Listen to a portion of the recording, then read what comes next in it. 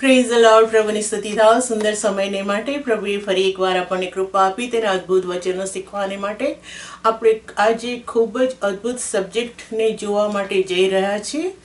અને આ સબ્જેક્ટ ઘણો અઘરો છે, અદ્ભુત પણ છે. અને મેં અને મારા હસબન્ડે ખૂબ જ ડિસ્કશન કરીને આ સબ્જેક્ટને અમે તૈયાર કર્યો છે. અને હું વિશ્વાસ રાખું છું કે પ્રભુ તમને આ વચન દ્વારા ખૂબ જ શિક્ષણ અને આશીર્વાદ આપશે. આ શિક્ષણ આપણા માટે ખૂબ જ અગત્યનું છે. Praise the lord. આવો આજે વચનની પાસે જઈશું. યોહાનની સુવાર્તા તેનો 18મો અધ્યાય અને હું એની 38મી કલમ વાંચું છું. પિલાત તેને કહે છે કે સત્ય શું છે. આજનો આપણો સબ્જેક્ટ એ છે કે સત્ય શું છે. એમ કહીને તે ફરીથી યહૂદીઓની પાસે બહાર આવ્યો અને તેઓને કહે છે કે મને તો તેનામાં કઈ ગુનો માલુમ પડતો નથી. જે સત્ય પિલાતે જાણ્યું એ સત્યમાં તેણે એમ કીધું કે આનામાં મને કઈ પણ ગુનો માલુમ પડતો નથી. પણ પહેલા તે પ્રશ્ન પૂછે છે કે સત્ય શું છે. હવે જો પિલાતને આપણે જોઈએ તો એ મોટો જજ હતો અને જજ હોવાના કારણે એને જૂઠામાંથી સાચું શોધી કાઢવાનું હતું. કેમ કે જજની આગળ એક જૂઠો વ્યક્તિ પણ ઊભો છે, એક સાચો વ્યક્તિ પણ ઊભો છે અને એની પાસે એવું નોલેજ હોવું જોઈએ કે આ જૂઠું અને સાચું બંને એની આગળ દલીલ થઈ રહી છે, એમાં સત્ય શું છે. અને પ્રભુ ઈસુ ખ્રિસ્ત વિશે આપણે જોઈએ તો એની સ્ત્રીને પણ સ્વપ્ન આવ્યું હતું અને એણે પોતે જાણ્યું હતું. જ્યારે પ્રભુ ઈસુ ખ્રિસ્ત એની સામે ઊભો હતો ત્યારે પિલાત જજ તરીકે પ્રભુ ઈસુ ખ્રિસ્તનો વિરોધ કરી રહ્યો ન હતો, પણ તે સત્ય શું છે એ સમજવા માટે માણસના આત્માથી તેણે પોતાનું હૃદય ખુલ્લું રાખેલું હતું. અને એના જ કારણે એ માણસના આત્મામાં જે જૂઠું અને સાચું શું છે એ એના આત્મામાં રહેલું હોવાના કારણે તેણે શોધી કાઢ્યું કે ઈસુમાં કોઈ પણ બાબત અપરાધી ઠરાવાય એવી નથી. પરંતુ અહીંયા જેઓ તેને અપરાધી, ઈસુને અપરાધી ઠરાવી રહ્યા છે, તેઓને જો તમે જુઓ તો તેઓ ટોટલ આંધળા છે અને તેઓ જૂઠું તે સાચું છે એવું કરીને પ્રગટ કરી રહ્યા છે. હવે આજનો આપણો સબ્જેક્ટ છે કે સત્ય એટલે શું, સત્ય શું છે. હવે જ્યારે પ્રભુ ઈસુ ખ્રિસ્ત આયા પૃથ્વી ઉપર ત્યારે પ્રભુ ઈસુએ કીધું કે સત્ય જાણે કે હજુ સુધી પૂરેપૂરું સત્ય, આત્મિક જગતનું પૂરેપૂરું સત્ય હજુ સુધી તેના લોકોને ખબર પડી નથી. સત્ય વિશે કહીએ તો બાઇબલ આપણને સત્ય વિશે શું કહે છે. પ્રભુ ઈસુ ખ્રિસ્તના શબ્દમાં કહીએ તો યોહાનની સુવાર્તા 16મો અધ્યાય અને 7મી કલમમાં આવું લખવામાં આવ્યું છે. ઈસુ કહે છે, તો પણ હું તમને સત્ય કહું છું કે મારું જવું તમને લાભકારક છે. કેમ કે જો હું નહીં જાઉં તો સંભવત તમારી પાસે આવશે નહીં, પણ જો હું જાઉં તો હું તેને તમારી પાસે મોકલી દઈશ. હવે સત્ય વિશે આગળ ઈસુ શું કહે છે. હજી મારે ઘણી વાતો કહેવાની છે, પણ હમણાં તે તમે ખમી શકતા નથી. તો પણ જે સત્યનો આત્મા જે આવશે, તો પણ સત્યનો આત્મા તે જ્યારે આવશે ત્યારે તે તમને સર્વ સત્યમાં દોરી લઈ જશે. કેમ કે તે પોતાના તરફથી બોલશે નહીં, પણ જે કંઈ તે સાંભળશે તે જ બોલશે અને જે થનાર છે તે તમને કહી દેખાડશે. હવે અહીંયા પ્રભુ ઈસુ ખ્રિસ્તના વચનોથી આપણને ખબર પડે છે કે ઉત્પત્તિથી માંડીને પ્રભુ ઈસુ ખ્રિસ્ત સુધી એવું કોઈ અદ્ભુત સત્ય હતું કે જે સત્ય કોઈને પ્રગટ થયું ન હતું, પરંતુ પ્રભુ ઈસુ ખ્રિસ્ત પછી જે સત્ય પ્રગટ થનારું હતું તે બધા સત્ય જે વચનોમાં જૂના કરારમાં પ્રગટ થયું એના કરતા અધિક જે બંધ રાખેલું હતું એ બધું જ ખુલ્લું થવાનું હતું, એવું પ્રભુ ઈસુનો કહેવાનો મતલબ છે. હવે આપણે કહીશું તો પછી જૂના કરારમાં પવિત્ર આત્મા નહોતો. શું? પવિત્ર આત્મા જૂના કરારમાં હતો, પરંતુ પવિત્ર આત્માનું કામ એ સમયમાં અલગ રીતે હતું. તેથી આવો આપણે શું કહી રહ્યા છે એને સમજવા માટે કલમ વાંચીએ. હેબ્રીયોનો પત્ર તેનો 11મો અધ્યાય અને હું એની 39મી કલમ વાંચું છું. ત્યાં આવું લખ્યું છે, અને સર્વ વિશે તેઓને વિશ્વાસને લીધે સારી સાક્ષી આપવામાં આવી હતી, પણ તેઓને વચનનું ફળ મળ્યું નહીં, કેમ કે દેવે આપણે માટે એથી અધિક વિશેષ સારું કંઈક નિર્માણ કર્યું હતું. કશુંક અધિક હતું જે જૂના કરારમાં ન હતું, તેનાથી કશુંક અધિક હતું તે આપણા માટે રાખ્યું હતું, જેથી તેઓ આપણા વગર પરિપૂર્ણ ન થાય. તેથી કરીને આખો જે યુગની વાત કરીએ તો સ્પષ્ટ રીતે જૂના કરારના સંતો વિશે હેબ્રીયોનો પત્ર 11મો અધ્યાયમાં તમે જૂના કરારના સંતોનું વિશ્વાસનું લિસ્ટ વાંચો છો, અને એ લિસ્ટને આખું લિસ્ટ પૂરું કર્યા પછી હેબ્રીયોનો પત્ર 11મા અધ્યાયમાં છેલ્લી 2 કલમો આપણે વાંચી, અને એ લિસ્ટને એમ કહે છે પાઉલ કે જે સંતોનું લિસ્ટ તમે વાંચ્યું તે હજુ સુધી આપણા વગર પરિપૂર્ણ થયેલા ન હતા, આપણા વગર તેઓ પરિપૂર્ણ નહોતા થયા. એમ કહેતા હવે પ્રભુ ઈસુ આપણને શું કહેવા માંગે છે?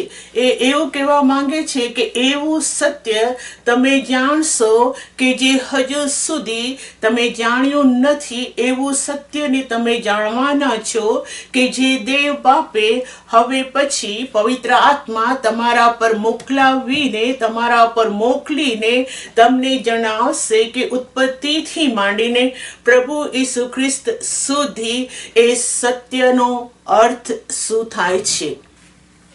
બાઇબલની રીતે હવે સત્ય એટલે શું?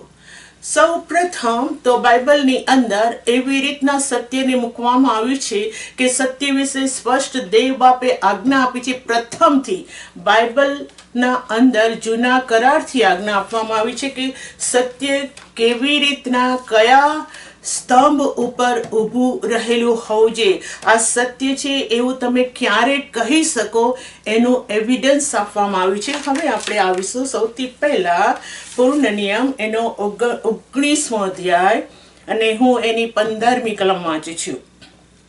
ત્યાં આવું લખ્યું છે, કોઈ માણસ કઈ પાપ કરે તેમાં કોઈ અન્યાયને માટે અથવા કોઈ અપરાધીને માટે તેની વિરુદ્ધ એક જ સાક્ષી ચાલે નહીં, 2 સાક્ષીઓના અથવા 3 સાક્ષીઓના મુખથી કોઈ પણ વાત સાબિત થયેલી હોવી જોઈએ.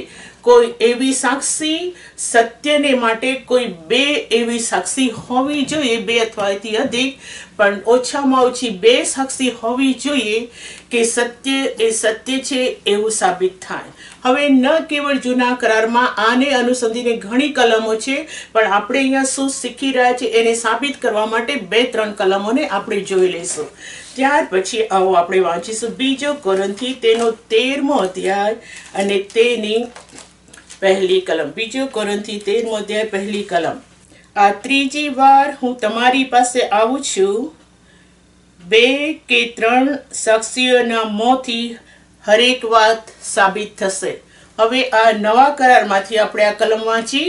પાઉલ તેઓને કહી રહ્યો છે કે હું સત્ય ત્યારે હું એને એ સત્ય છે એવું હું ત્યારે જાણીશ કે જ્યારે 2 અથવા એથી અધિક સાક્ષીઓ હશે તો તમે જે કંઈ કહી રહ્યા છો એને હું સાચું માનીશ. એટલે કે જૂના કરારમાં દેવે જે સિદ્ધાંત તેના લોકોને શીખવાડ્યો હતો એ જ સિદ્ધાંત અહીંયા ગાડી પાઉલ રિપીટ કરીને કહે છે, 2 અથવા 3 સાક્ષીઓના મોંથી હરેક વાત સાબિત થશે. હવે બહુ મોટી કલમ આપણે વાંચીશું, અદ્ભુત કલમ આપણે વાંચીશું. પ્રભુ ઈસુ શું કહે છે? માર્થીની સુવાર્તા અને તેનો 18મો અધ્યાય. માર્થીની સુવાર્તામાં પ્રભુ ઈસુ પોતે આ સાક્ષી વિશે શું કહેવા માંગે છે, અને હું તેની 15 થી 17 કલમ વાંચું છું. ત્યાં આપણે એ વાંચીશું, પ્રભુ ઈસુ ખ્રિસ્ત પોતે 2 અથવા અધિક સાક્ષીથી કોઈ પણ વાત સાચી ઠરે એવું પોતાના મોંથી કહી રહ્યો છે. વળી જો તારો ભાઈ તારી વિરુદ્ધ અપરાધ કરે તો જા ને તેને એકાંતે લઈ જઈને તેનો દોષ કહે. જો તે તારું સાંભળે તો તે તારા ભાઈને મેળવી લીધો છે, પણ જો તે ન સાંભળે તો બીજા 1-2 જણને તારી સાથે લે, એ માટે કે હરેક વાત 2 અથવા 3 સાહેદીના મોંથી સાબિત થશે. પ્રભુ ઈસુ ખ્રિસ્ત પોતે કહી રહ્યો છે 2 અથવા તેથી 3 સાહેદોથી કોઈ વાત સાચી ઠરશે. પણ જો તે તેઓનું ન માને તો મંડળીને કહે કે જો મંડળીનું પણ તે ન માને તો તેને વિદેશી તથા દાણીના જેવો ગણ. પહેલામાં પહેલા તું તારા ભાઈનો અપરાધ તેને કહે, તે ન માને તો તું 2 જણને લઈ જઈને કહે, તેનું પણ ન માને તું મંડળીની અંદર કહે, તેનું પણ તે ન માને તો એને વિદેશી અને દાણીના જેવો ગણ, એમ પ્રભુ કહે છે. તેથી કરીને હવે આ બધી કલમોથી આપણે એક વાત જાણી ગયા કે સત્ય એકલું નથી. સત્યને એવા સ્તંભ ઉપર ઊભું કરવામાં આવ્યું છે જે સ્તંભનું નામ છે સાક્ષી. અને સાક્ષી દ્વારા કોઈ પણ વાત એ સાચી ઠરે એવો પ્રથમથી બાઇબલનો પહેલામાં પહેલો સિદ્ધાંત છે. પછી જગતમાં એ સિદ્ધાંત આપણે જોઈએ છે, જજની અંદર, કોર્ટની અંદર એ અલગ વસ્તુ છે. હમણાં આપણે બાઇબલનો સિદ્ધાંતને પાયો નાખી રહ્યા છે.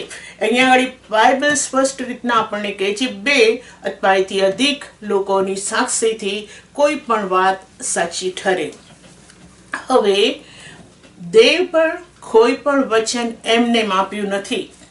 દેવે પણ પોતાનું જે વચન, જે ખરારો, જે તેણે કીધું છે તેના લોકોની સાથે તે પણ કદી તે અધ્ધર બોલ્યો નથી. પણ એ સત્યતા દેવ સાચો છે અને એ સત્યતાને સાબિત કરવા માટે એક સાક્ષીના સ્તંભ ઉપર ઊભો રાખીને એ સત્યતાને પ્રગટ કરવામાં આવી છે. તો દેવે પણ કયા સાક્ષીઓને લઈને આ અદ્ભુત દેવનું વચન આપણને આપ્યું છે? આવો પહેલા આપણે જોઈશું કે દેવની સાક્ષીઓ કોણ છે. પહેલા તો આપણે પૂર્ણ નિયમ એનો 32મા અધ્યાયમાં આવીશું. 32મા અધ્યાયમાં જ્યારે આપણે આવીએ છીએ ત્યારે મૂસા ઇસ્રાયેલ લોકોની સાથે વાત કરી રહ્યો છે. 32મો અધ્યાય હું પહેલી કલમ વાંચું છું. ત્યાં એવું લખ્યું છે, હે આકાશો કાન ધરો ને હું બોલીશ, અને પૃથ્વી મારા મુખના વચનો સાંભળે. હવે પછી 2-3 જે કલમો આપણે વાંચવાના છે એ કલમોમાં તમે ખાસ ધ્યાન રાખજો કે આપણે 2 શબ્દ વાંચવાના છે, આકાશો અને પૃથ્વી. હવે દેવ પોતે મૂસા દ્વારા આવનાર દિવસોમાં ઇસ્રાયેલ લોકો માટે પ્રબોધ કરી રહ્યો છે. મૂસા દ્વારા જ્યારે તમે પૂર્ણ નિયમ 32મા અધ્યાયમાં આવો છો ત્યારે અહીંયા ગાડી સાફ અને સાફ મૂસા હવે ઉપર જવાનો છે. એ પહેલા ઇસ્રાયેલ લોકોને દેવના આત્માથી કહી રહ્યો છે, અને જે વચનો મૂસા બોલી રહ્યો છે એની સાક્ષી તરીકે તે આકાશ અને પૃથ્વીને બોલાવીને આ વચનો કહી રહ્યો છે. ત્યાર પછી તમે પૂર્ણ નિયમ તેનો 30મો અધ્યાય 30મા અધ્યાયની અંદર 19મી કલમમાં આવશો તો ત્યાં આમ લખવામાં આવ્યું છે, આજે હું આકાશ તથા પૃથ્વી સામે સાક્ષી રાખું છું કે આજે તારી આગળ જીવન તથા મરણ, આશીર્વાદ તથા શ્રાપ મૂક્યા છે. માટે જીવન પસંદ કર, એ સારું કે તું તથા તારા સંતાન જીવતા રહે. હવે અહીંયા મૂસા શું કહી રહ્યો છે? મૂસા એમ કહે છે કે મેં તારી આગળ દેવે મારા મુખમાં જે વચન મૂક્યા એ વચન મેં તમને કીધા, અને તે છે કે શ્રાપ અને આશીર્વાદ, જીવન અને મરણ. અને જે દેવ બોલ્યો છે તેની સાક્ષી તરીકે એ સત્ય છે. એ જીવન તમને મળશે, એ ખાતરીપૂર્વક છે, અને આશીર્વાદ તમને મળશે, એ ખાતરીપૂર્વક છે જો તમે મારી આજ્ઞાઓ પાળશો તો. નહીં તો શ્રાપ એ ખાતરીપૂર્વક છે, મરણ એ ખાતરીપૂર્વક છે જો તમે મારી આજ્ઞાઓ નહીં પાડો તો. અને એની સત્યતાને સાબિત કરવા માટે મૂસા અહીંયા ફરીથી કહે છે કે આજે આકાશને તથા પૃથ્વીને તમારી સામે સાક્ષી રાખું છું. હું સાક્ષી રાખીને તમને કહું છું કે દેવે જે સિદ્ધ કર્યું છે તે તેણે સિદ્ધ કર્યું છે. જો તમે આશીર્વાદના રસ્તા ઉપર ચાલશો તો તમે આશીર્વાદ પામશો અને પામશો જ. અને જો તમે મરણના રસ્તા ઉપર ચાલશો તો તમને શ્રાપ મળશે, તે પણ ખાતરીપૂર્વક છે. તો અહીંયા ગાડી તમે જે ડિસિઝન લેશો એ તમારા ઉપર છે, પણ હું તો તમારી આગળ આશીર્વાદ મૂકું છું, તમારી આગળ શ્રાપ મૂકું છું, તમારી આગળ જીવનનો રસ્તો મૂકું છું, તમારી આગળ મરણનો રસ્તો મૂકું છું, અને ડિસિઝન તમારું છે એમ અહીંયા ગાડી મૂસા કહી રહ્યો છે. પછી આવો આપણે જઈશું યશાયા તેનો 1 અધ્યાય, અને હું એની 2જી કલમ વાંચું છું. આમ લખવામાં આવ્યું છે, હે આકાશો સાંભળો, હે પૃથ્વી કાન દે, કેમ કે યહોવા બોલ્યો છે, મેં છોકરાને ઉછેરીને મોટા કર્યા, પણ તેઓએ મારી વિરુદ્ધ ફિતૂર કર્યું છે. હવે યશાયા એવા સમયમાં આવેલો પ્રબોધક છે કે જે બાબેલા બંદીવાસની અંદર જવાની તૈયારીમાં છે. બાબેલા બંદીવાસમાં તેઓ ન જાય, બાબેલા બંદીવાસમાં તેઓએ શું કર્યું છે અથવા બાબેલા બંદીવાસમાં તેઓએ શું કરવું જોઈએ એના માટે ફરીથી યશાયા પ્રબોધક દ્વારા દેવ તેઓની મુલાકાત લઈ રહ્યો છે. અને હવે તેઓને કહી રહ્યો છે, કેમ કે જો તમે યશાયા, હઝકીએલ વગેરે પ્રબોધકોના પુસ્તકોને વાંચશો, તમે સારી રીતના જોશો કે ત્યાં ગાડી ઇઝરાયલ લોકો દેવને પ્રશ્ન પૂછી રહ્યા છે, અમે શું કર્યું છે કે આજકાલ અમે પ્રાર્થના કરીએ છીએ, અમારી પ્રાર્થનાઓ સાંભળવામાં આવતી નથી, અમે શું કર્યું છે, અમે ઉપવાસ કરીએ છીએ, અમારો ઉપવાસ માન્ય થતો નથી. અને આ બધા વાદ વિવાદના સમયમાં યશાયા દેવના આત્માથી ભરપૂર થઈને ઇઝરાયલ લોકોને કહી રહ્યો છે કે હવે તમારી દશા શું થઈ છે? જો તો મેં તો તમને પવિત્ર દેશ આપ્યો, મેં તો મારી દરેક પ્રતિજ્ઞાઓ તમારી અંદર પૂરી કરી, પરંતુ લખવામાં આવે છે મેં છોકરાઓને ઉછેરીને મોટા કર્યા છે, પણ તેઓએ મારી વિરુદ્ધ ફિતૂર કરી છે. બળદ પોતાના માલિકને ઓળખે છે, ગધેડો પોતાના ધણીની ગભાળ જાણે છે, પણ ઇસ્રાએલ જાણતો નથી અને મારા લોક વિચાર કરતા નથી. એમ યશાયા તેના લોકોને કહી રહ્યો છે. અને આ કહેતા તે આકાશ અને પૃથ્વીને સાક્ષી રાખીને બોલી રહ્યો છે. હવે આકાશ અને પૃથ્વીને શા માટે દેવ સાક્ષીરૂપ બનાવે છે?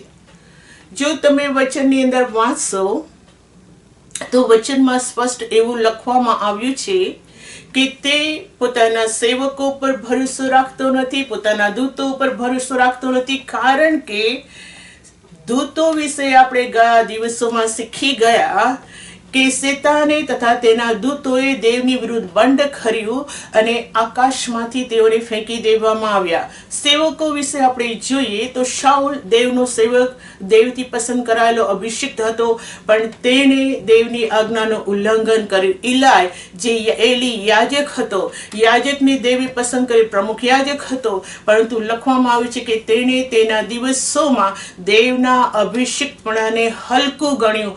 પછી તમે દાઉદ વિશે પણ જાણો છો. દાઉદ કોઈ એક એના જીવનના કોઈ એક પ્રસંગ વિશે તે દેવને વિશ્વાસુ ન હતો અને દેવે એને ફરીથી ઉઠાવ્યો.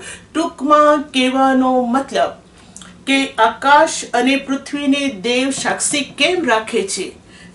એટલા માટે રાખે છે કે આપણે વાંચીશું હોશિયા તેનો 6 અધ્યાય અને 3જી કલમ. હોશિયા તેનો 6 અધ્યાય અને 3જી કલમ. ત્યાં આવું લખવામાં આવ્યું છે, ચાલો આપણે યહોવાને જાણીએ, યહોવાને ઓળખવાને ખંતથી મહેનત કરીએ.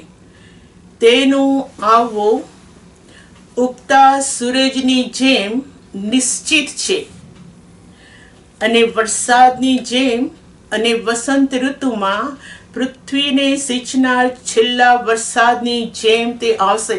તે કહે છે અહીંયા ગાડી ઉગતા સૂર્યના જેમ નિશ્ચિંત એટલે કે ખાતરીપૂર્વક છે. તમે જોશો સૂર્ય ખતી પણ પૃથ્વીની દેવી ઉત્પત્તિ કરી તે દિવસથી આજ સુધી સૂર્યએ પોતાનું વિશ્વાસુપણું છોડ્યું નથી. એની સાથે સાથે આકાશ આખું મંડળ, જે સૃષ્ટિ આકાશ મંડળ, તેણે દેવનું આજ્ઞાનો ભંગ કર્યો નથી, પણ તે વિશ્વાસુ છે એમ લખવામાં આવ્યું છે. ત્યાર પછી આવો આપણે વાંચીશું ગીતશાસ્ત્ર એનો 89મો અધ્યાય અને હું એની 29મી કલમ વાંચું છું.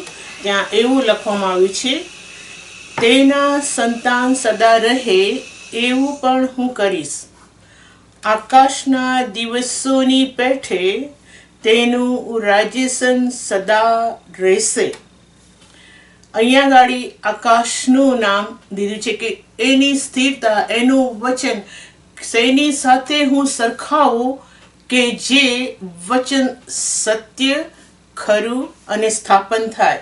હવે ગીતશાસ્ત્ર એનો અને હું એની 36મી કલમ વાંચી છું. ત્યાં આવું લખવામાં આવ્યું છે, તેના સંતાન સર્વકાળ ટકશે અને મારી આગળ સૂર્યની પેઠે તેનું રાજ્ય સનાતન રહેશે, ચંદ્રની પેઠે તે અચળ રહેશે અને આકાશમાંના વિશ્વાસુ સાક્ષી જેવું થશે.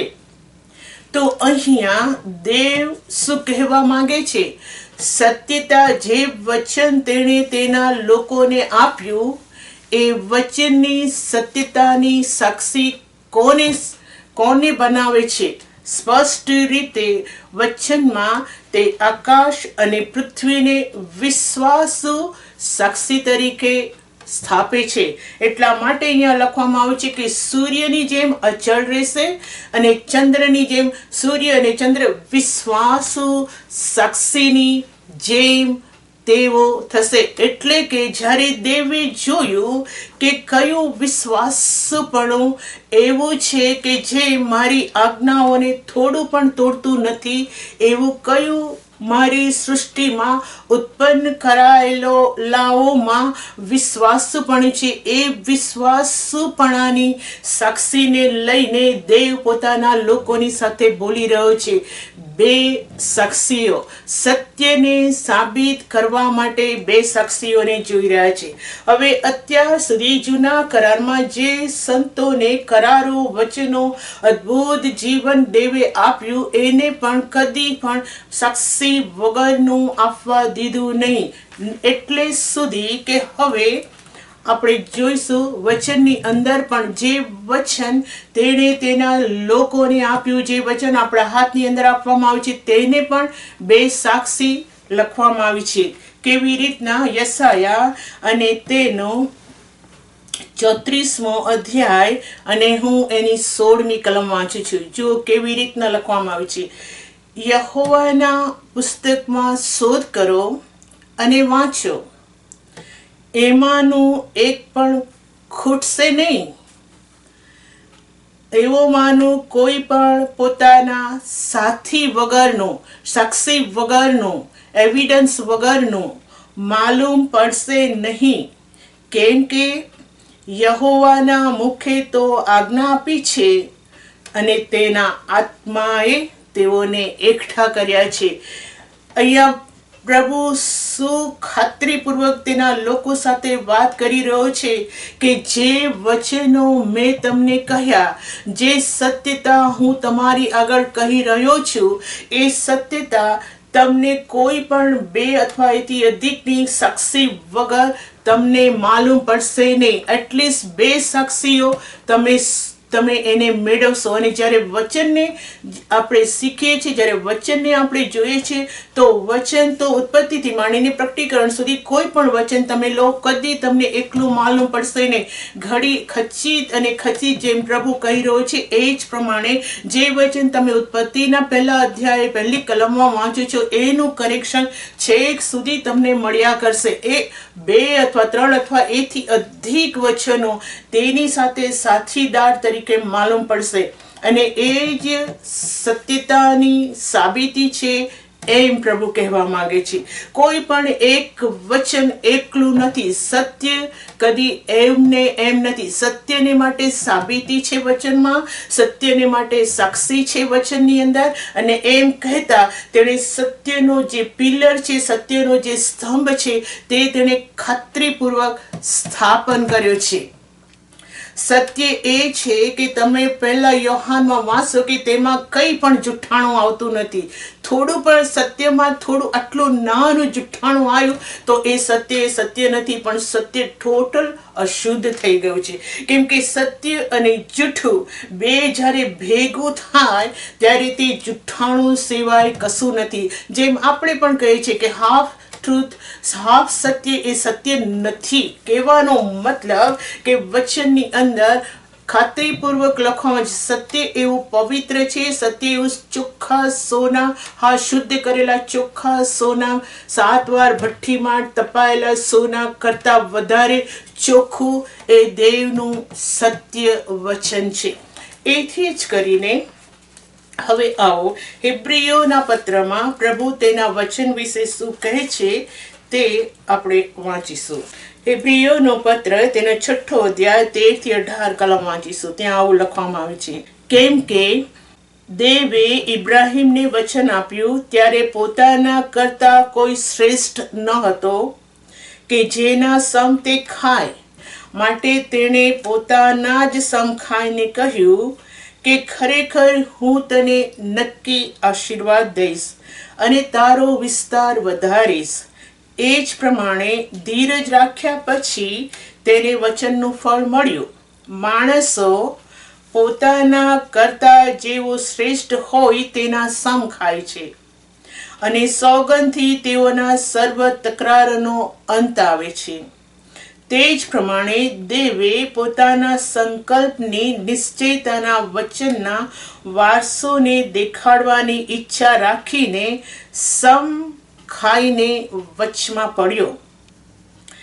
એ માટે એ વચન તથા સમ, જેમાં દેવથી જૂઠું બોલી શકાતું નથી, એવી 2 અચળ વાતોથી આપણને એટલે આગળ મૂકેલી આશા પકડવા સારું આશ્રય માટે દોડનારને ઘણું ઉત્તેજન મળે છે. અહીંયા આગળ સમ લખવામાં આવ્યું છે. સમ વિશે વચનનું એવિડન્સ, વચન જે દેવ વચન બોલે છે એની સાક્ષીઓ એ અલગ શબ્દ છે અને સમ એ અલગ વસ્તુ છે. સમ જ્યારે દેવે ખાધા ત્યારે લખવામાં આવ્યું છે તેના કરતા કોઈ મોટો ન હતો કે જેથી તેના સમ તે ખાય, માટે તેણે પોતાના જ સમ ખાઈને કીધું, અને પોતે એવું અદ્ભુત વચન તેના લોકોને આપ્યું. અને એ એટલા માટે ખાતરીપૂર્વક કહે છે કે જો જેણે કરાર કર્યો છે એ કદી પણ જુઠ્ઠું બોલશે નહીં.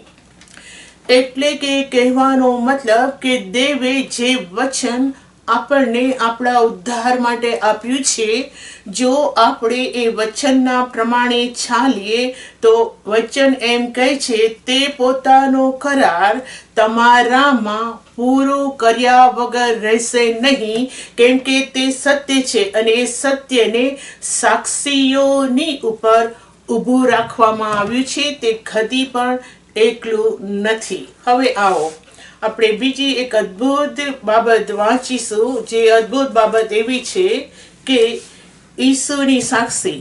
હવે ઈસુ આ પૃથ્વી પર આવ્યો, અને જ્યારે તે પૃથ્વી પર આવ્યો, પ્રભુ ઈસુ ખ્રિસ્ત જ્યારે તે પૃથ્વી પર આવ્યો ત્યારે એને પણ સાક્ષીઓથી એના આગમનને સાબિત કરવામાં આવ્યું. સાક્ષીઓથી એ દેવનો દીકરો છે એવું સાબિત કરવામાં આવ્યું. એને ખરું કરવામાં આવ્યું કે આ દેવનો દીકરો છે, અને એ દેવનો દીકરો છે એ અધર વસ્તુ ન હતી. પરંતુ જો તમે એ સાક્ષીઓને જુઓ તો એ સાક્ષીઓ જે ઈસુ દેવનો દીકરો છે અને માણસોના ઉદ્ધારને માટે આવ્યો છે, એની અદ્ભુત સાક્ષી કેવી રીતે આપવામાં આવી. હવે 1 યોહાન 5મો અધ્યાય હું 6ઠી કલમથી વાંચું છું. આપણી પાસે જે ગુજરાતી જૂનું બાઇબલ હશે તો એનું ટ્રાન્સલેશન ખૂબ જ ખરાબ કરવામાં આવ્યું છે. એટલું એ પ્રમાણે નથી, પરંતુ ઓરિજિનલ અહીંયા નવું જે ગુજરાતી ટ્રાન્સલેશન છે એને સારી રીતના એક્ઝેક્ટલી કિંગ જેમ્સ બાઇબલની સાથે સાથે એનું ટ્રાન્સલેટ કરવામાં આવ્યું છે. માટે તમે નવા બાઇબલમાં એ કલમને વાંચશો, ત્યાં આવું લખવામાં આવ્યું છે: પાણીથી તથા રક્તથી જે આવ્યો તે એ છે, એટલે કે ઈસુ ખ્રિસ્ત. તેઓ કેવળ પાણીથી નહીં પણ પાણી તથા રક્તથી આવ્યા છે. જે સાક્ષી પૂરે છે તે તો પવિત્ર આત્મા છે, કેમ કે આત્મા સત્ય છે. સ્વર્ગમાં 3 સાક્ષી આપે છે: પવિત્ર આત્મા, પાણી અને રક્ત. એ ત્રણેયની સાક્ષી એક સરખી છે. જો આપણે માણસોની સાક્ષી માનીએ છીએ તો એ કરતા ઈશ્વરની સાક્ષી મહાન છે, કેમ કે ઈશ્વરે પોતાના પુત્ર સંબંધી જે સાક્ષી આપી તે એ જ છે. હવે સૌ પ્રથમ પૃથ્વી પર જે મનુષ્ય દેહ ધારણ કરીને આપણો પ્રભુ ઈસુ ખ્રિસ્ત પૃથ્વી ઉપર આવ્યો તેના વિશે લખવામાં આવ્યું છે કે એની સાક્ષી શું હતી કે તે દેવનો દીકરો છે. પ્રથમ તો પાણી છે, પછી તો રક્ત છે, અને પછી પવિત્ર આત્મા છે. હવે આવો આપણે પાણીની સાક્ષી એટલે શું એને જોઈશું. સૌ પ્રથમ તો પાણીની સાક્ષી જ્યારે આપણે જોઈ રહ્યા છે તો એ પાણીની સાક્ષી સાથે ઈસુ એ જ ઈસુ છે એવું કહેવા માટે પ્રથમ યોહાન બપ્તિસ્મા કરનારને ઈસુની આગળ મોકલવામાં આવ્યો. તેથી કરીને યોહાનની સુવાર્તા તેનો 1લો અધ્યાય અને એની હું 6ઠી કલમથી વાંચું છું કે જે ઈસુ ખ્રિસ્તની અગાઉ સાક્ષી રૂપે મોકલવામાં આવ્યો. દેવે મોકલેલો એક માણસ આવ્યો, તેનું નામ યોહાન હતું. તે શાહીદીને માટે સાક્ષી પૂરવા માટે આવ્યો હતો કે અજવાળા વિશે શાહીદી આપે. પ્રકાશ કોણ છે એના વિશે સાક્ષી પૂરવા માટે યોહાન આવ્યો, એ માટે કે સર્વ તેનાથી વિશ્વાસ કરે. હવે યોહાન એટલો બધો તે દિવસોમાં ઉપરથી દેખે તો એટલો બધો આવેશી દેવના આત્માથી ભરપૂર હતો કે એનું જે દેખાવ છે એ જાણીને ઈસુ કરતા લોકો વધારે યોહાનને દેવનો અભિષિક્ત એ દિવસોમાં ગણતા હતા.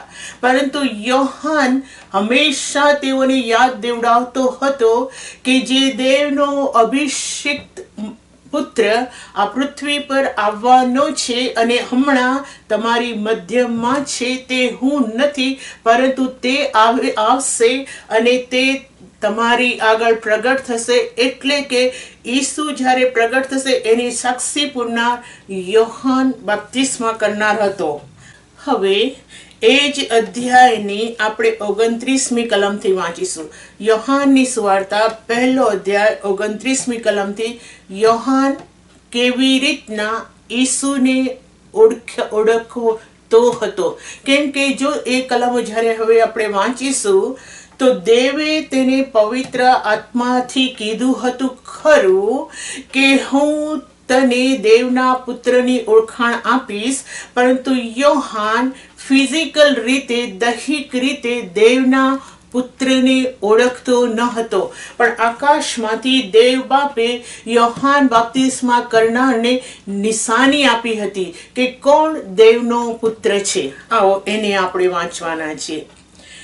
યોહાનની લખેલી સુવાર્તા 1લો અધ્યાય 29મી કલમ. ત્યાં આવું લખવામાં આવ્યું છે, બીજે દહાડે યોહાન પોતાની પાસે ઈસુને આવતો જોઈને કહે છે, જુઓ દેવનું હલવાન કે જે જગતનું પાપ હરણ કરે છે, જેના વિશે મેં કહ્યું કે મારી પાછળ એવો એક પુરુષ આવે છે કે જે મારી આગળ થયો છે, કેમ કે તે મારી અગાઉ હતો.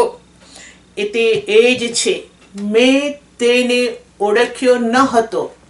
યોહાને ઈસુને ઓળખ્યો ન હતો, પણ ઇસરાયલની આગળ તે પ્રગટ થાય માટે હું પાણીથી બપ્તિસ્મા કરતો આવ્યો છું. ઈસુને ઓળખું એટલા માટે દેવથી મને એક નિશાની આપવામાં આવી છે અને એ નિશાની બપ્તિસ્મા છે. યોહાને શહેદી આપી કે આત્માને કબૂતરની પેઠે આકાશથી ઉતરતો મેં દીઠો અને તેના પર બેઠો. મેં તેને ઓળખ્યો ન હતો, પણ જેણે મને પાણીથી બપ્તિસ્મા કરવાને મોકલ્યો તેણે જ મને કહ્યું કે જેના પર તું આત્માને ઉતરતો રહેતો જોશે તે જ પવિત્ર આત્માથી બપ્તિસ્મા કરનાર છે. મેં જોયું છે અને શહેદી આપી છે કે એ જ દેવનો દીકરો છે.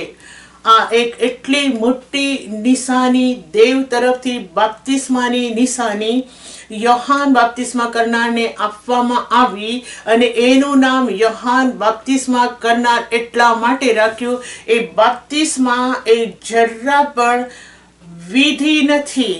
બપ્તિસ્મા એ આકાશ અને પૃથ્વીમાં એવો એક માઇટી સિદ્ધાંત છે. એ સિદ્ધાંત કેવી રીતના પ્રભુ ઈસુ ખ્રિસ્તની સાક્ષી તરીકે સાબિત કરવાનો છે એને હવે આપણે જોઈ રહ્યા છે.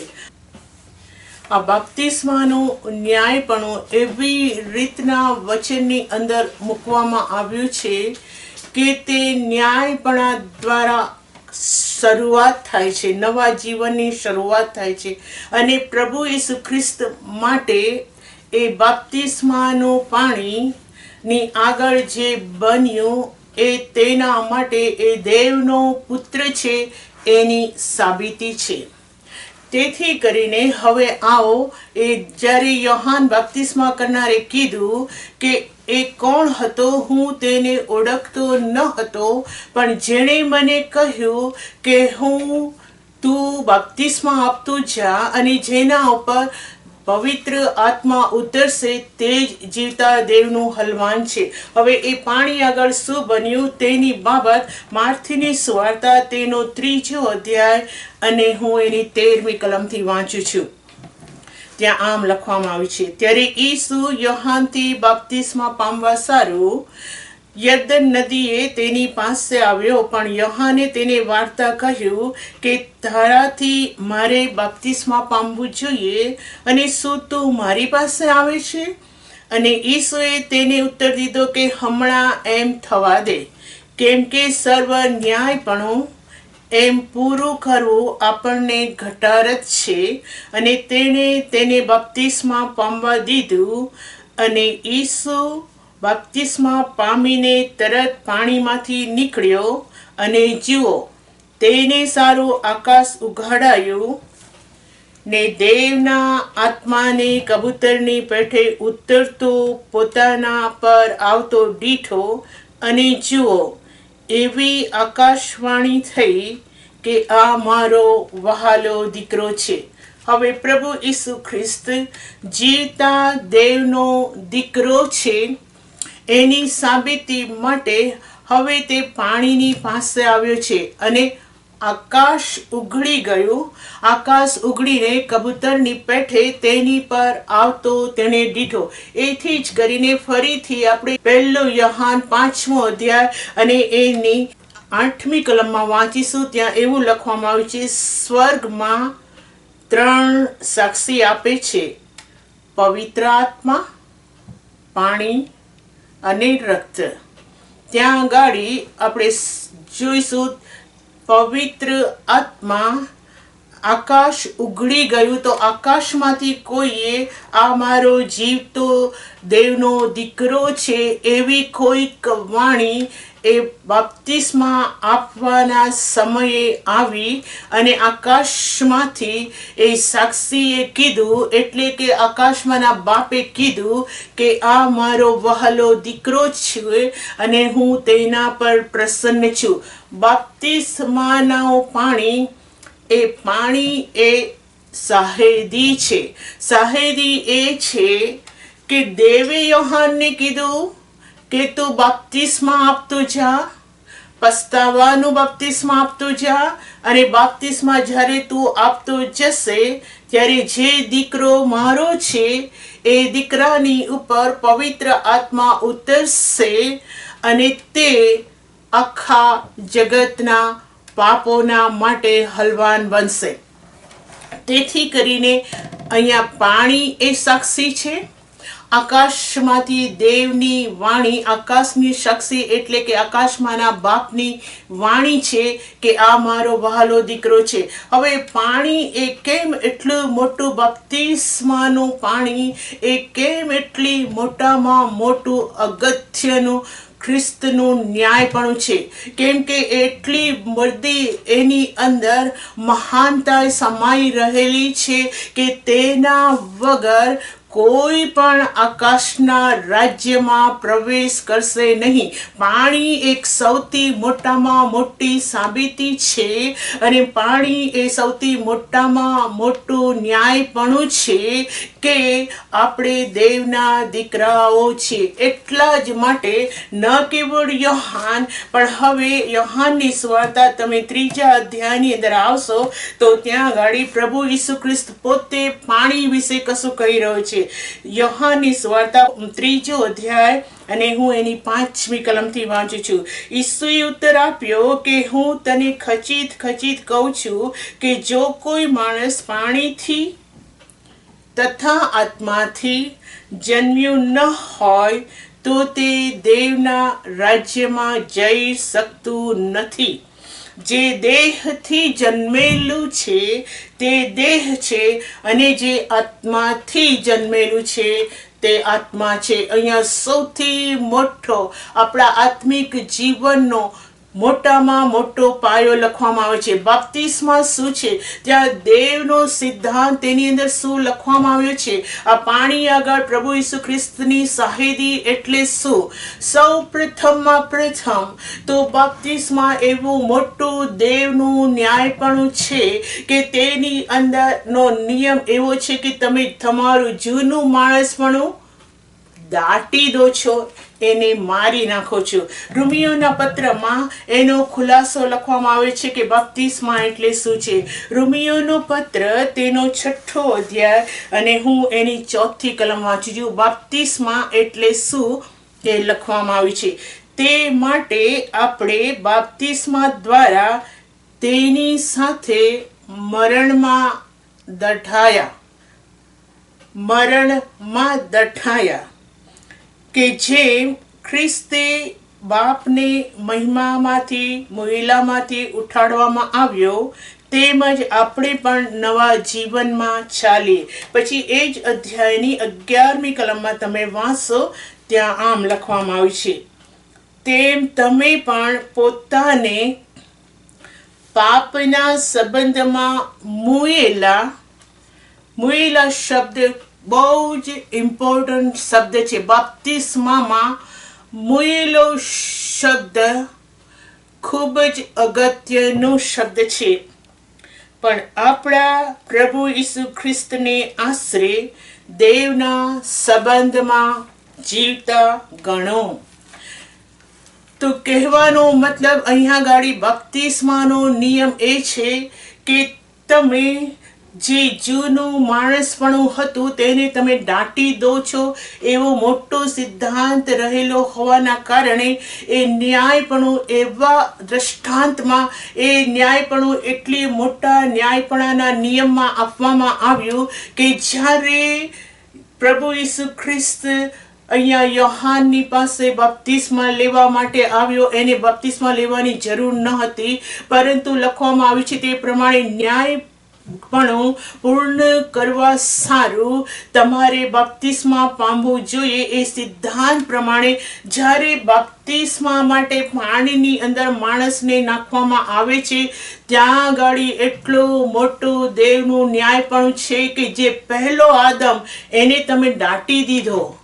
પ્રભુ ઈસુ ખ્રિસ્તની અંદર એ બપ્તિસ્માની એ નિશાની છે કે પહેલો આદમ જે પાપનો આદમ હતો તેને દાટી દેવામાં આવ્યો, અને પ્રભુ ઈસુ ખ્રિસ્ત જ્યારે પુનરુત્થાન પામ્યો, એટલે કે પ્રભુ ઈસુ ખ્રિસ્તનું બપ્તિસ્મા એ એવું બતાડે છે કે પ્રભુ ઈસુ ખ્રિસ્તમાં સગળા આદમની સૃષ્ટિને દાટી દેવામાં આવી, પાણીની અંદર દાટી દેવામાં આવી. એ જૂનું આદમ ટોટલ દટાઈ ગયો.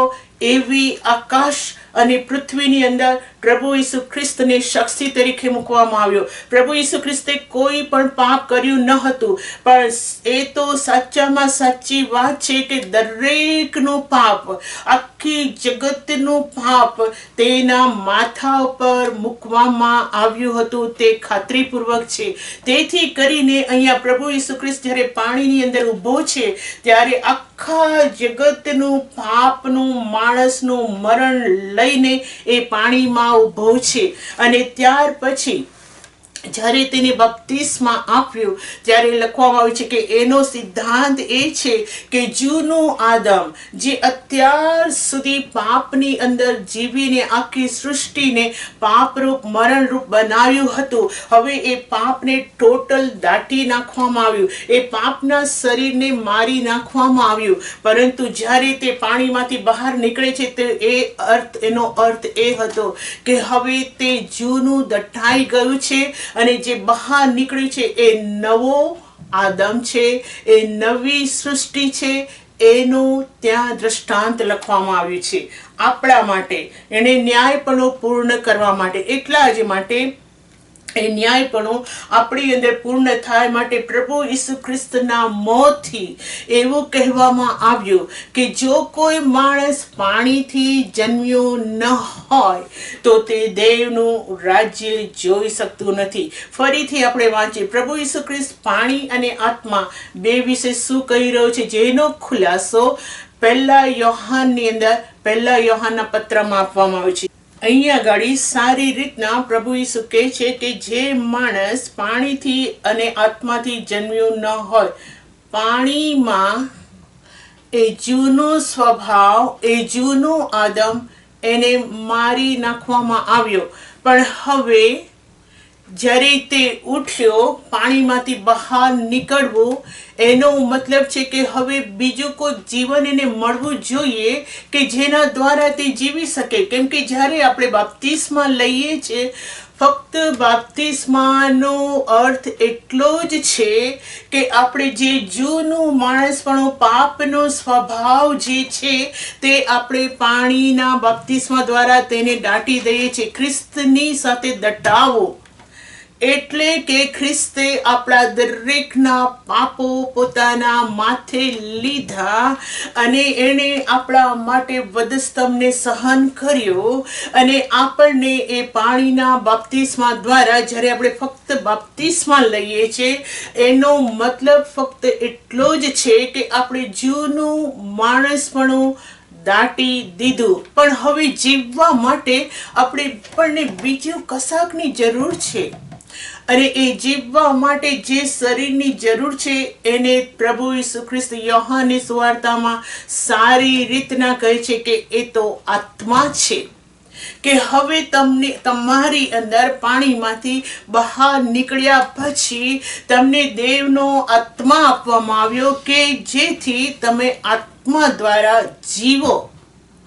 પાણી દ્વારા તમે તમારા શરીરને દફનાવી દીધું, પણ હવે આત્મા દ્વારા તમે જીવો, એવો એનો મતલબ થયો. એટલા માટે પ્રભુ સ્પષ્ટ રીતે કહે છે, જો કોઈ માણસ પાણીથી એટલે કે દટાઈ ગયું ન હોય, તે મરણ પામ્યું ન હોય. બીજો શબ્દ પાણીથી એટલે પાણીમાં દટાઈ જવું, મરી જવું, મારી નાખવું, એનો મતલબ એવો થાય છે કે તમારો જૂનો સ્વભાવ, જે જૂનો આદમનો સ્વભાવ હતો, એ સ્વભાવને જ્યારે તમે પાણીની અંદર દાટી દો છો અને પછી જ્યારે પાણીમાંથી ઊભા થાઓ છો, ત્યારે એનો મતલબ એ છે કે દેવ તમને જીવવા માટે પોતાનો આત્મા આપે છે. તેથી કરીને પ્રભુ ઈસુ ખ્રિસ્ત યોહાનની સુવાર્તા 3 અધ્યાય 6 કલમમાં સ્પષ્ટ રીતના કહે છે, દેહથી જન્મેલું દેહ છે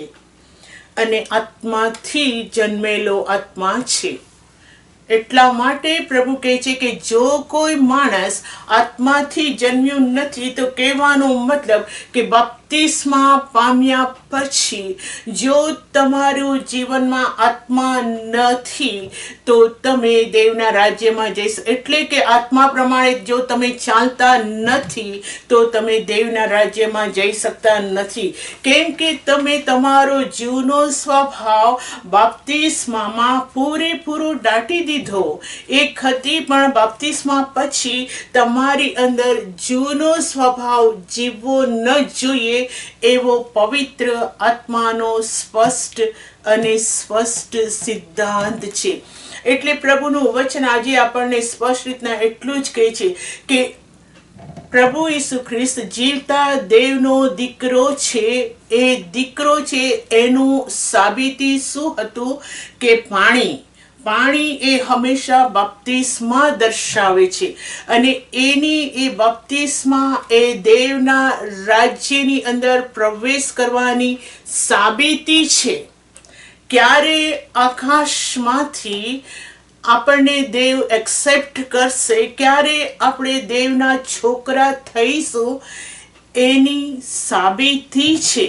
પ્રભુ ઈસુ ખ્રિસ્ત વિશે આપણે જોઈએ કે જ્યારે તે બાપ્તિસ્મા પામ્યો ત્યારે આકાશ અને પાણી એ બંનેની સાક્ષી ત્યાં ગાડી સ્પષ્ટ રીતના યોહાને જોઈ. એ ખૂબ અદ્ભુત અને માઇટી દેવનું રાજ્ય પૃથ્વી ઉપર સ્થાપવામાં આવ્યું. એ ઘડી ઈસુનું બાપ્તિસ્મા એ ઘડી ઓર્ડિનરી ન હતી. ઈસુનું બાપ્તિસ્મા એ ખૂબ જ અદ્ભુત, આપણા ન્યાયપણાનો સૌથી મોટામાં મોટો સિદ્ધાંત હતો. ત્યાં આગળ આકાશે કીધું કે તું દેવનો જીવતો દીકરો છું. એટલા માટે યોહાનની અંદર સ્પષ્ટ રીતના યોહાન તો તમે પહેલા અધ્યાયમાં વાંચો, ત્યાં આગળ જેટલાએ તેના પર વિશ્વાસ કર્યો તેટલાને તેને જીવતા દેવના દીકરા થવાનો અધિકાર આપ્યો. એટલે કે વિશ્વાસ દ્વારા હવે આપણે દેવ અને માણસને એક બનવા માટે આ પાણી એ સૌથી મોટી દેવની આગળ સાક્ષી છે કે, અને દેવ એ સાક્ષીને એક્સેપ્ટ કરે છે કે હા તું જીવતા દેવનો દીકરો છે. કેમ કે પાણી એ ફક્ત ઓર્ડિનરી વિધિ નથી.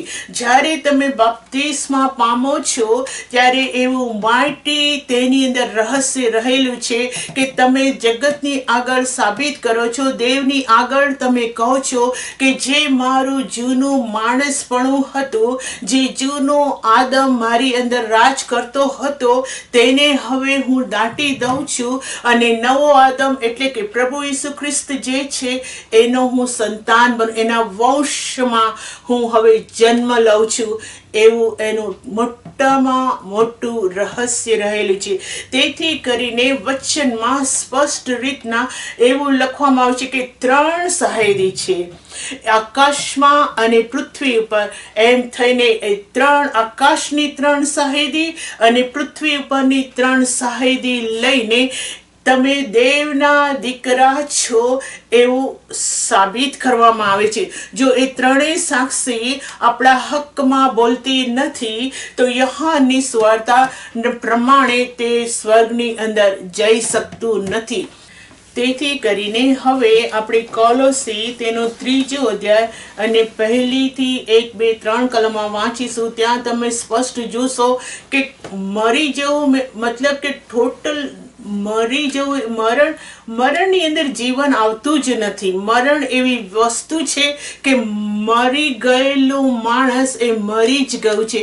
મરણ અને જીવન કદી સાથે રહી શકતું નથી, એ ટોટલ સેપરેટ છે. હવે જુઓ કોલોસી તેનો 3જો અધ્યાય અને હું એની 1 કલમથી વાંચું છું. ત્યાં એવું લખવામાં આવ્યું છે, એ માટે જો તમને ખ્રિસ્તની સાથે ઉઠાડવામાં આવ્યા હોય તો ખ્રિસ્ત દેવને જમણે હાથે બેઠેલો છે ત્યાંની એટલે ઉપરની વાતો શોધો, ઉપરની વાતો પર ચિત્ત લગાડો, પૃથ્વી પરની વાતો પર નહીં, કેમ કે તમે મુવા છો અને તમારું જીવન ખ્રિસ્તની સાથે દેવમાં ગુપ્ત રાખવામાં આવ્યું છે. તમે મુવા છો અને તમારું જીવન ખ્રિસ્તની સાથે ગુપ્ત રાખવામાં આવ્યું છે. આ મોટામાં મોટું રહસ્ય જીવતા દેવના આત્મા દ્વારા, પવિત્ર આત્મા આપણામાં મૂકીને આપણને જીવતા દેવના સંતાન કરવામાં આવે છે. હવે બાપ્તિસ્મા એ એટલો મોટી સાબિતી છે દેવની આગળ, અને એના દ્વારા પૃથ્વી ઉપર એક સાક્ષી આપણે ઉત્પન્ન કરીએ છીએ. એ સાક્ષી એ છે કે આપણે જીવતા દેવના દીકરાઓ છે. તેથી કરીને હવે આકાશની 3 સાક્ષી દ્વારા આપણને જીવતા દેવના દીકરાઓ તરીકે સ્થાપન કરવામાં આવે છે. આવો આપણે વાંચીશું 1 યોહાન 5મો અધ્યાય, હું એની 10મી કલમથી વાંચું છું. જુઓ કેવી રીતના લખવામાં આવ્યું છે. જે દેવના પુત્ર પર વિશ્વાસ રાખે છે તે પોતાનામાં સાક્ષી છે. આજે આપણે જે સત્ય છે એ સત્ય એકલું નથી, સત્યને સાબિત કરવા માટે સાક્ષીની જરૂર છે, અને એ સાક્ષી દ્વારા સ્થાપન કરવામાં આવે છે. એ સબ્જેક્ટ આપણે શીખી રહ્યા છે. તો તેની અંદર હવે દેવ બાપનું સ્થાન શું છે એને શીખવા માટે દેવ બાપ કેવી રીતના આપણને પોતાના દીકરાઓ તરીકે એક્સેપ્ટ કરે છે તેનો માર્ગ બતાડવામાં આવ્યો છે.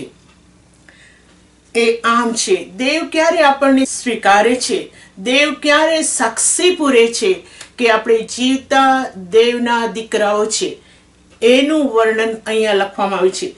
જે દેવના પુત્ર પર વિશ્વાસ રાખે છે તેના પોતાનામાં તે સાક્ષી છે. એટલે કે તમે દેવના દીકરાઓ પર વિશ્વાસ રાખ્યો, એ વિશ્વાસ છે, એ વિશ્વાસના વિચારોએ, એ વિશ્વાસના અસ્તિત્વએ તમારા આત્મામાં સાક્ષી પૂરી, કે એ સાક્ષી એ છે કે હું જીવતા દેવના દીકરા ઉપર વિશ્વાસ રાખું છું, અને હવે એ સાક્ષી વિશ્વાસના વિચારો, વિશ્વાસ દ્વારા બાપ્તિસ્માથી દેવના ન્યાયપણાને અનુસરવું, એ સાક્ષી દ્વારા દેવ તમારી સાક્ષીનો સ્વીકાર કરે છે, એવો એનો મતલબ થાય છે. કેમ કે જ્યાં સુધી આ 3 સાક્ષીઓ પૃથ્વી ઉપર અને આ 3 સાક્ષીઓ આકાશમાં એક થતી નથી, ત્યાં સુધી આપણને દેવના દીકરાઓ તરીકે આકાશ આપણને સ્વીકારતું નથી. આ 3 સાક્ષી, પૃથ્વી ઉપરની સાક્ષી અને આકાશમાંની સાક્ષી, એ બંને એક થવું જોઈએ, એવું આજના વિષયનો હેતુ છે. તેથી કરીને અહીંયા હવે કેવી રીતના એક થાય છે આકાશમાંની સાક્ષી અને પૃથ્વી ઉપરની સાક્ષી કેવી રીતે એક થાય છે તેને લખવામાં આવે છે. તમે દેવના દીકરા પર વિશ્વાસ કર્યો, તેથી એ જ વિશ્વાસ તમારામાં સાક્ષી પૂરે છે, તમારામાં સાક્ષી પૂરે છે કે જે દેવના પુત્ર પર વિશ્વાસ રાખે છે તે તેના પોતાનામાં તે સાક્ષી છે, અને જે દેવ પર વિશ્વાસ રાખતો નથી તેણે તેને જૂઠો પાડ્યો છે, કેમ કે દેવ પોતાના પુત્ર વિશે સાક્ષી આપે છે, તે સાક્ષી પર તેણે વિશ્વાસ રાખ્યો નથી. દેવે સાક્ષી આપી કે પ્રભુ ઈસુ ખ્રિસ્ત જીવતા દેવનો દીકરો છે, તમે તેના પર વિશ્વાસ નથી રાખ્યો, તેથી તમને દીકરાઓ તરીકે અધિકાર આપશે. ને બીજા શબ્દમાં એ સાક્ષી એવી છે કે દેવે આપણને અનંત જીવન આપ્યું છે, અને તે જીવન તેના પુત્રમાં છે. યોહાન અહીંયા કશું કહી રહ્યો છે. યોહાન ટૂંકમાં એવું કહી રહ્યો છે કે જે 3 સાક્ષી પ્રભુ ઈસુ ખ્રિસ્તને દેવના પુત્ર તરીકે આપવામાં આવી, એ 3 સાક્ષી જ્યારે તમે પ્રભુ ઈસુ ખ્રિસ્ત ઉપર વિશ્વાસ કરો છો, ત્યારે એ 3 સાક્ષી તમારા વિશે એવું કહે છે કે તમે જીવતા દેવના દીકરા છો. આકાશમાં 3 સાક્ષી અને પૃથ્વી ઉપર 3 સાક્ષી, આ બધી સાક્ષીઓ ભેગી થઈને આપણને દેવના દીકરાઓ તરીકે કહેવામાં આવે છે. જેને દેવનો પુત્ર છે તેને જીવન છે, જેને દેવનો પુત્ર નથી તેને જીવન નથી. ત્યાર પછી સત્ય વિશે આપણે જોઈએ તો આ પ્રમાણે છે. 20મી કલમ, 1 યોહાન 5મો અધ્યાય 20મી કલમ. વળી આપણે જાણીએ છીએ કે દેવનો પુત્ર આવ્યો છે ને તે સાચો છે, તેને ઓળખવા સારું તેણે આપણને સમજણ આપી છે.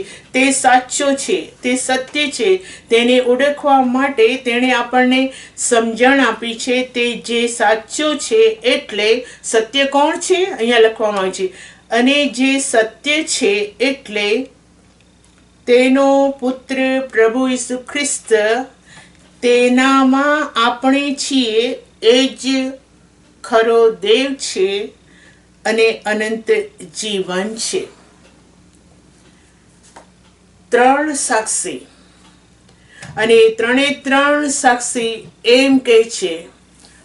પાણીને આજે આપણે જોયું, રક્તને આપણે હજુ આગળ આવતા અઠવાડિયામાં એ બાબતને આપણે જોવાના છીએ, અને એ ખૂબ જ અદ્ભુત બાબત છે કે આ ત્રણ સાક્ષી આપણા પોતાના વિશે પર્સનલી આપણા પોતાના વિશે આ ત્રણ સાક્ષી આકાશ અને પૃથ્વી ન આપતું હોય તો આપણે દેવના દીકરા બની શકતા નથી.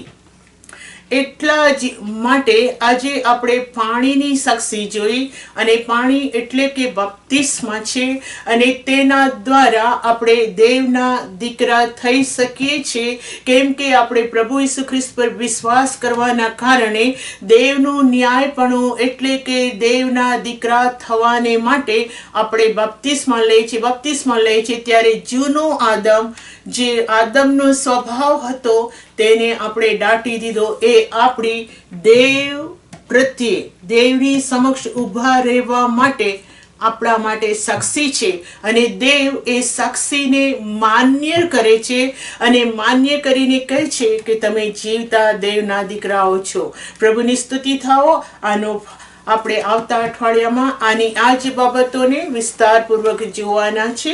પ્રભુ તમને ખૂબ જ આશીષ આપે કે સત્ય શું છે તેને આપણે જાણી શકીએ. આવજો. Praise the lord.